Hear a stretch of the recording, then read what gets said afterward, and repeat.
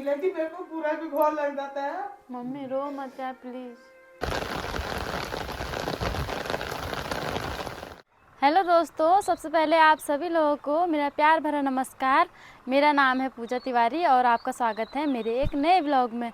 तो आज ब्लॉग की शुरुआत कर रही हूँ मैं सुबह के 9 बजे से। तो आज मौसम बहुत ज़्यादा ठंडा हो रखा है क्योंकि कल पूरी रात बारिश हुई है। हल्की हल्की तो दिन से ही लग गई थी, लेकिन रात के टाइम पर पूरी बारिश हुई है। और कुछ लोग केदारनाथ में दर्शन करने गए थे तो वहाँ पे ना वो बर्फ़ में भी दब गए हैं। ये न्यूज़ में देखा हमने, तो काफ़ी बुरा लगता है। और हमारे पहाड़ों का मौसम का कोई भरोसा नहीं रहता, कब ना बदल जाए। कभी उसी समय धूप आती है, उसी समय बादल लगते हैं, उसी समय बरसात भी हो जाती है। तो कुछ ऐसा मौसम हो रखा है आज का। और आज भी धूप नहीं आई है, बादल लगे हुए हैं।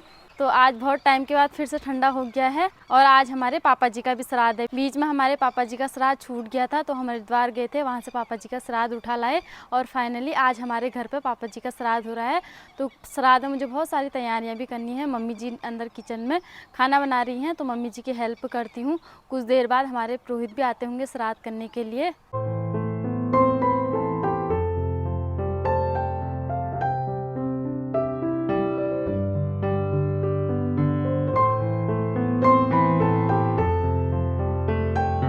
और अभी छत से मैं आ गई हूँ अपने घर के किचन में। तो यहाँ पे मम्मी जी कर रही हैं खाने पीने की तैयारियाँ। तो मम्मी जी ने कुकर में दाल चढ़ा दी है और यहाँ पे खीर बनने को रख दी है।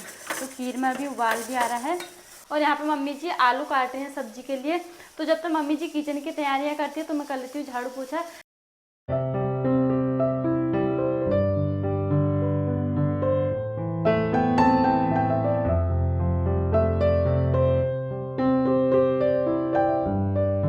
तो अभी रायता मैंने बना दिया है और अब मैं जा रही हूँ पीछे सिलवट्टे में दाल पीसने के लिए। तो कल शाम मम्मी जी ने दाल भिगा दी थी उड़द की और चने की। तो इस दाल के हम बनाते हैं बड़े। और हमारे यहाँ पहाड़ों में शादी विवाह और जो भी कार्यक्रम होता है उसमें बड़े का विशेष महत्व होता है। तो बड़े को बनाना ज़रूरी होता है, ये शगुन होता है, चाहे एक बनाओ दो बनाओ।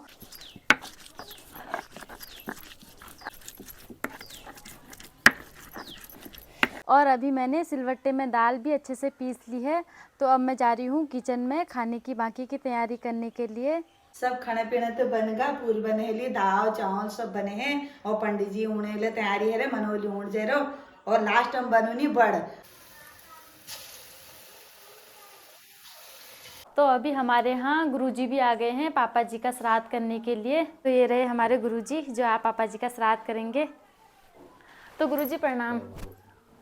और ठीक हो? बढ़िया। अच्छा, चाय लेके आती हूँ आपके लिए। हाँ बिल्कुल। अच्छा। जो कुछ खिला सकते हो। हाँ हाँ, चाय लाती हूँ। हाँ, तो अभी मैं गुरुजी के लिए और मम्मी जी के लिए चाय भी ले आई हूँ। और चाय में आजकल हम गुड़ की कटकी खा रहे हैं क्योंकि जाड़ों के दिन जैसे आ गए हैं तो चीनी की चाय पीने का मन भी नहीं कर रहा है। और गुरुजी को भी गुड़ की चाय पसंद है। तो गुरुजी लो।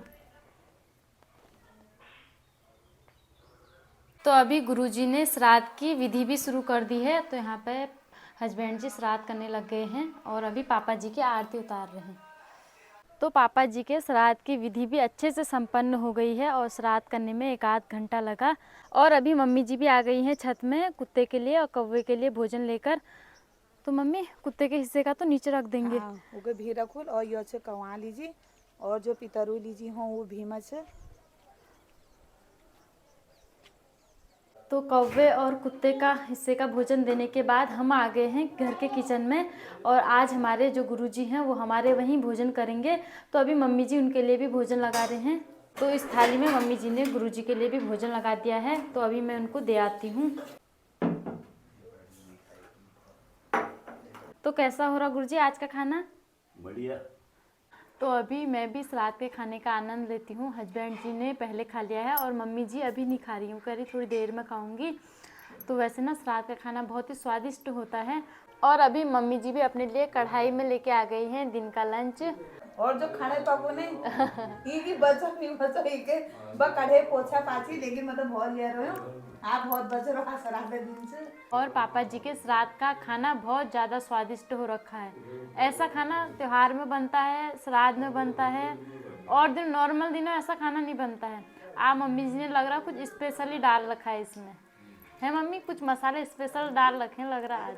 स्पेशल के नहीं राय रहे, लेकिन जब मन खुश होगा ने पितरू तो लेकिन ऑटोमेटिक खाने बहुत लागोगा। लेकिन मैं ये पापा मन खुश छी, कह लीजिए कोई दुख नहीं कुछ नहीं, लेकिन मेरे को पूरा भी घोर लग जाता है। मम्मी रो मत यार प्लीज। तो अभी पापा जी के श्राद्ध की बात आई तो हम लोग बहुत ज़्यादा इमोशनल हो गए। मम्मी की आंखों में अचानक से आंसू आ गए, क्योंकि मैंने तो पापा जी को कभी देखा भी नहीं था। मेरी शादी से पहले ही वो एक्सपायर हो गए थे।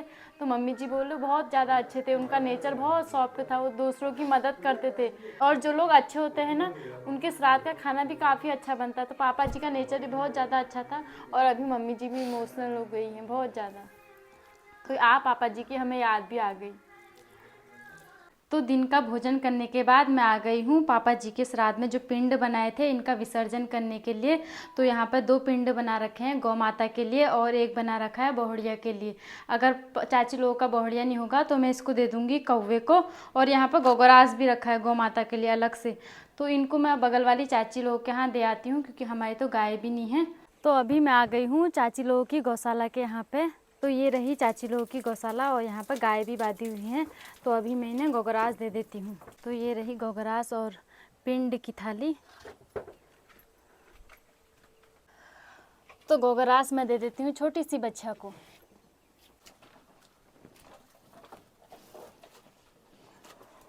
तो अभी मैंने गोगरास और जो पिंड थे वो गौ माता को दे दिए हैं।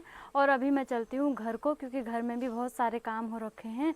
तो गौ माता को भोजन देने के बाद मैं आ गई हूँ घर के पीछे से टंकी में बर्तन धोने के लिए। और आज हमारी किचन की टंकी का अचानक से पानी भी ख़त्म हो गया और आज रात के ढेर सारे बर्तन हो रखे हैं। तो वैसे ना आज मुझे पहले के दिन भी याद आ रहे हैं, जब हम मायके में ना पहले से बाहर से बर्तन धोते थे। वहाँ तो अभी भी बाहर से ही धोते हैं हम। तो यहाँ पर हमारे मायके में ये व्यवस्था नहीं है कि अंदर बर्तन धोएं। तो मुझे मायके के दिन याद आ रहे हैं, हम ऐसे ही बाहर से बर्तनों को ढेर लगा के तसले में ले जाते थे। और यहाँ भी मैं कभी कभी ले जाती हूँ ना, तो बीच में नंद लोग भी तो हंस रहे थे, कह रहे थे भाभी जो बर्तन बेचने आता है ना वैसे ही लग रहे हो आज तुम। तो थोड़ी हंसी भी आती है, कॉमेडी भी हो गई थी उन दिनों खूब ज़्यादा। और अभी मैं बर्तन धो लेती हूँ, ढेर सारे बर्तन हो रखे हैं। उसके बाद से इतने सारे कपड़े भी हो रखे हैं। आज कुछ काम नहीं किया था ज़्यादा, हमने झाड़ू पोछा करा और श्राद्ध का खाना बनाया। फिर मैंने कुछ काम नहीं किया, ये बर्तन धोती हूँ, उसके बाद से कपड़े धोती हूँ, फिर थोड़ा आराम करूँगी। और फिर शाम के टाइम फिर से काम हो जाएंगे जो डेली रूटीन के होते हैं। तो आराम करने का बहुत कम मौका मिलता है।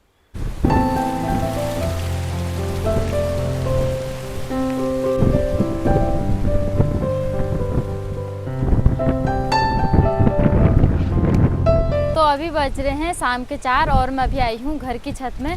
और बाहर अचानक से फिर से मौसम ख़राब हो गया है, आंधी तूफान आ गया है। तो बहुत तेज़ की हवा चल रही है। तो आम और लीची के पेड़ भी ना बहुत ज़्यादा हिल रहे हैं। तो लग रहा है इस साल आम और लीची भी नहीं रहेगी। तो ये देखो लीची के पेड़ कितने हिल रहे हैं। वैसे लीची थोड़ी बहुत आई थी, अभी हवा में बहुत ज़्यादा हिल रहे हैं। तो इस बार फसलों को भी बहुत ज़्यादा नुकसान होने वाला है अगर ऐसी आंधी तूफान आते रहे तो।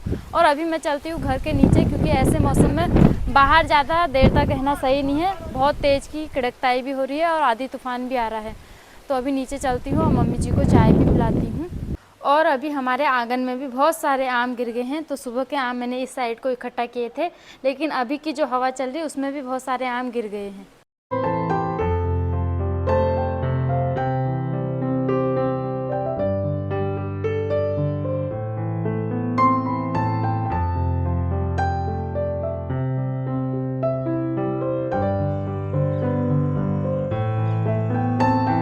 और अभी मैं आई हूँ अपने घर के आगे के साइड के आंगन में।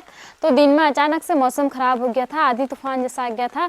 और उसके बाद से बारिश भी शुरू हो गई थी और बारिश लगातार दिन में से स्टार्ट हो रखी है और अभी तक लगी है। और तो ऐसा लग रहा है जैसे बरसात लग गई होगी। तो जैसे जैसे गर्मी के दिन बढ़ रहे हैं तो ठंड भी बढ़ रही है। वैसे बाहर ना ऐसे मौसम में घूमने में काफ़ी मज़ा आता है। तो मैं छाता लेके थोड़ा घूमने के लिए भी बाहर आई हूँ। और यहाँ पर बाहर से ही आंगन में लीची के पेड़ के नीचे कुछ अंगूर भी फेंक रखे हैं, जो हस्बैंड जी बहुत पहले वंशु के बर्थडे के टाइम पे लेके आए थे। लेकिन ये स्कूटी की डिग्गी के अंदर ही रह गए और उन्हें पता भी नहीं रहा, याद भी नहीं रही कि मैंने अंगूर भी खरीदे थे। तो ये सारे अंगूर ख़राब हो गए हैं, तो यहाँ पर फेंक दिए पूरे 2 किलो अंगूर। ओहो। और आज मुझे इतनी ठंडी लग गई ना और बारिश भी हो रखी है। मैंने हाफ टी शर्ट पहनी है फिर भी, लेकिन मैंने ग्लव्स भी पहन रखे हैं। मामी ने निकाले थे, मैंने कहा मामी मुझे दे दो, मामी ने कहा ठीक है। और ये रहा आज का कुछ मौसम। और अभी हमारे लीची के पेड़ में लीची गुच्छों में लगने लग गई है, तो थोड़ी बड़ी बड़ी भी हो गई है अभी लीची। तो कुछ टाइम बाद 1-2 महीने बाद ये लीची अच्छे से तैयार हो जाएगी, यानी पक जाएगी। मई जून के महीने में ये लीची पक के तैयार हो जाएगी। तो उस टाइम पर हम लीची भी खाएंगे घर की स्वादिष्ट। घर की लीची तो वैसे ही बहुत ज़्यादा मीठी होती हैं। तो कुछ ऐसा रहा आज का दिन। दिन भर भाग दौड़ भी हुई और मौसम भी बदलता रहा और अभी लगातार बारिश लगी हुई है। तो आज की वीडियो को मैं यहीं पर समाप्त करती हूँ और आशा करती हूँ आपको मेरी वीडियो पसंद आई होगी। अगर वीडियो पसंद आई तो वीडियो को लाइक कर देना और अपने दोस्तों के साथ शेयर कर देना और मेरे चैनल को सब्सक्राइब कर देना। तब तक के लिए बाय। जय देवभूमि उत्तराखंड। शुभ रात्रि।